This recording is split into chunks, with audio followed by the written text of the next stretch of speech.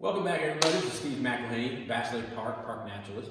We're going to do another mini virtual field trip for you guys. Today, we're going to talk about North Carolina animals. Now, I'm pretty sure if you guys have been outside of your house or even look out the window, you see all kinds of animals. We're going to talk about mammals of North Carolina. Now, a mammal, pretty simply put, is an animal that has fur or hair. So everybody take your hand, hold it up, and put it on top of your head. Do you feel anything? You guys have hair. So humans are mammals. Now, if we think of bigger animals, if you can see the fur or the hair, that's a dead giveaway, it's a mammal. But what about an elephant? Can you guys picture an elephant? Does an elephant have hair? Is an elephant a mammal? What do you guys think?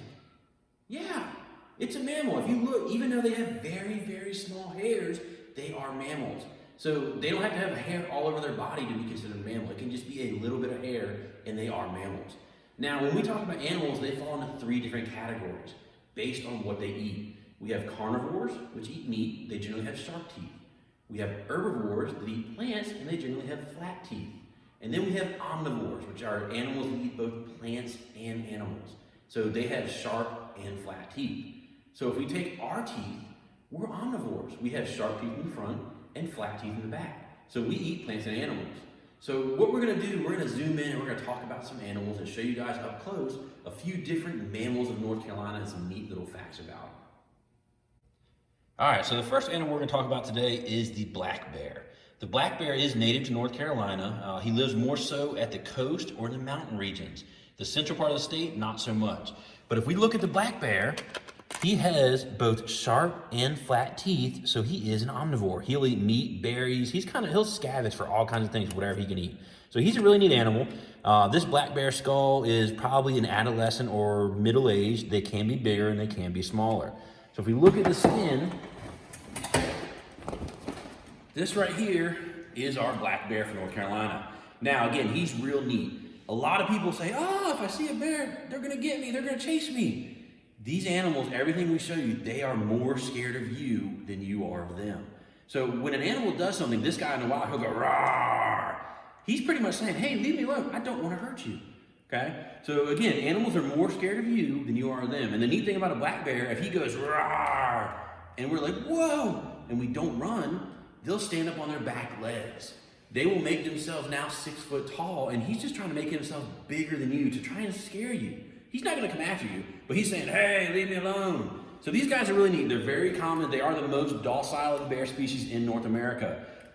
They can get up to about 400 pounds. So they can get quite big, but again, they're more scared of you than you are of them, but this is our native black bear. All right, the next animal we're going to talk about is the deer. Now, this is a deer skull, particularly a white-tailed deer. If you notice this skull, there's something missing.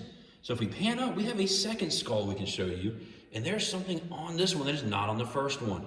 This second skull has antlers. So with a white-tailed deer, or a lot of deer species, the males have antlers, and the males are called bucks, and the does are the females. So if you see a deer in the woods that has antlers, it's a boy deer.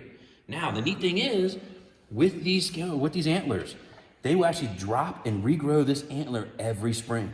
So it drops off right here, completely falls off their head, and it regrows that whole antler every year in the spring. Now, if we look at the deer, this guy here, he's a white-tailed deer. Now, the neat thing about animals, a lot of animals get their name from the first person ever to describe them, and that's how we that's how we know the animal's name today. So, if you can picture a long time ago, I'm out in the woods, and I say, hey, look, there's another deer. I'm scratching my head. What are we gonna call this?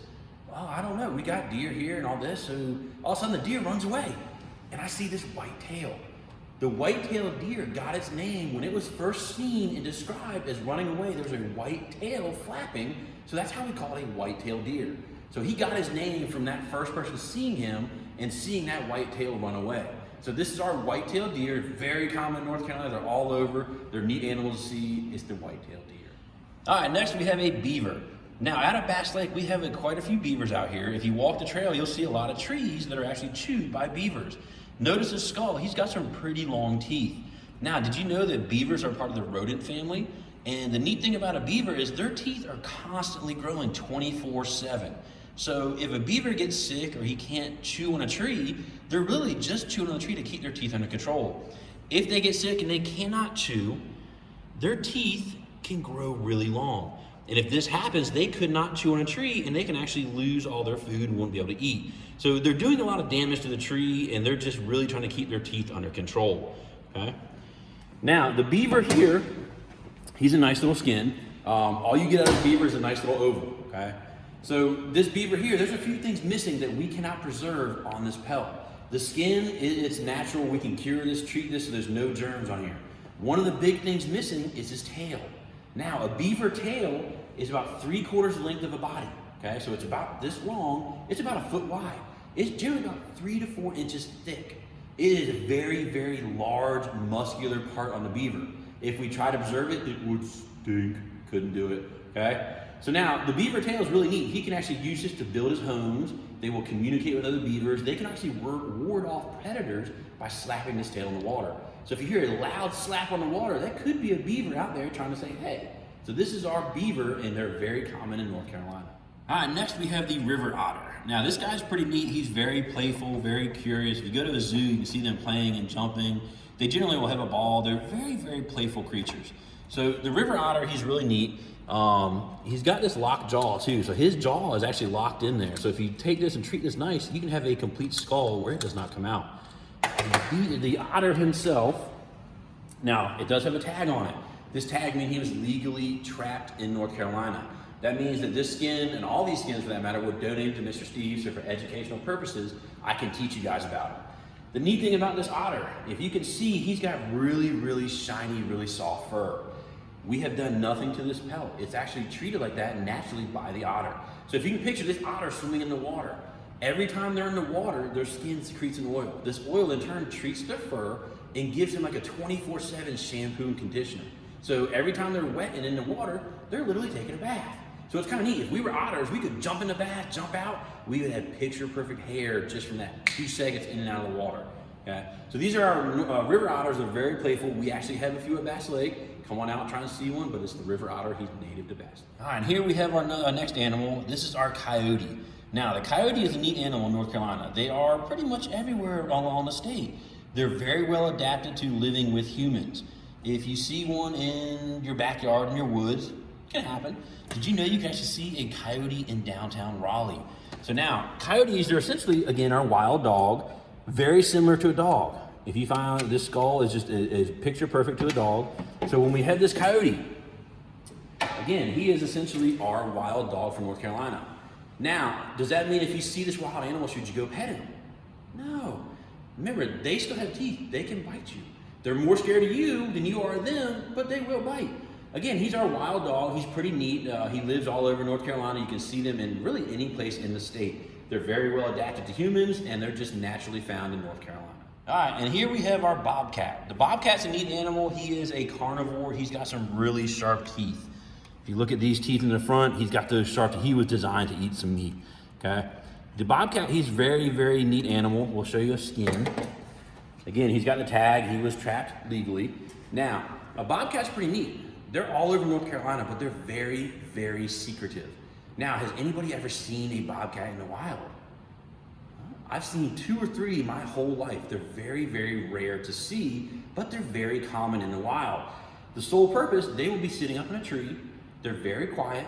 They're camouflaged, they blend in, so they will hear you, see you, smell you way before you know where they are. So that means they will see you and they'll sit up in a tree, and when they're like, oh no, he's coming. And when you look the other way, they run away. Remember, they're more scared of you than you are of them, but these guys are really neat. They're very quiet and very secretive. They can actually run through the leaf litter of a forest full speed and not make a single sound. So you see them more visually than you actually hear them. So if you ever see one in the wild, they're neat to see. These are bobcats in North Carolina. They're all over, but again, they're very rare to see because they're very, very quiet, very secretive. All right, guys, hope you had fun learning about mammals of North Carolina with us, and take a walk outside, go see what you can see. If you go out to Bass Lake, walk the trail, have fun, see these animals. Keep your eyes open. You never know what you're going to see. There are all kinds of animals out here, and just seeing what we can see is always fun. So I hope you enjoyed a little Mammals of North Carolina talk. Come back and see us again on the next one.